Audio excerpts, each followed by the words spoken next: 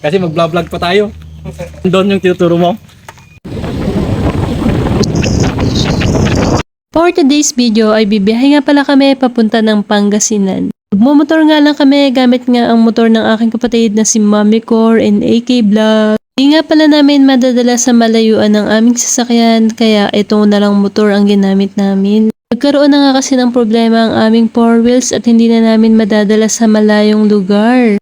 Kapag napaayos na nga lang ulit namin ang aming 4 wheels tsaka na lang ulit namin madadala sa malayo. Ngayon nga ay wala pa kaming time magpaayos ng aming sasakyan kaya eto for the motor na lang ang mga person. Medyo malayo-layo nga itong aming tatakbuhin at kasalukuyang napakatindi ng init ng araw sa mga oras na lumakad kami.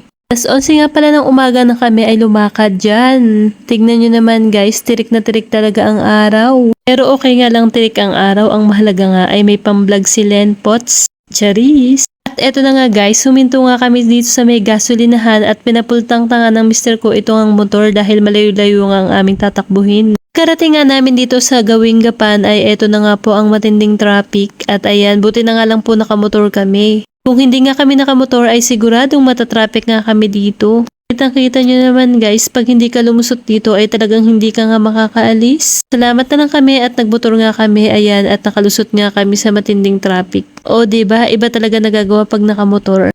Medyo naiinip na nga ako sa biyahe sa mga oras na ito kaya nga naisipan kong mag-video na lang para siguradong hindi ako maiinip. Pag nakamotor nga lang ay sobrang nakakapagod talaga sa biyahe. Lalo na kung madalang ka ngang sumakay ng motor at ayan, naantok na nga ako sa mga oras na ito kaya ang ginawa ko ay ayan, nag-video-video na lang ako para may pang-upload. O diba hindi ka na inantok, nakapag-vlog ka pa?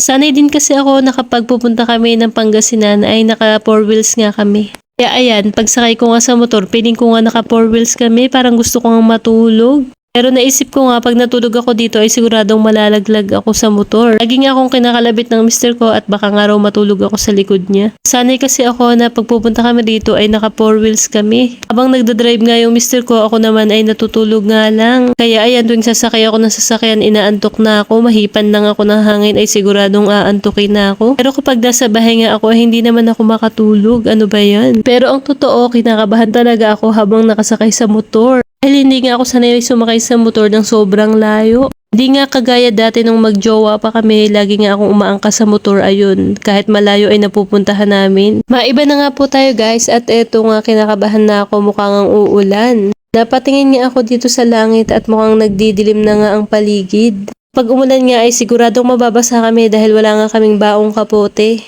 Dito na nga pala kami sa may bandang Santa Rosa at eto malayo-layo na ang aming narating. Nagkakaroon ako ng konting pag-asa dito, Charis. Pag-asa pala, pag-asa ng ulan.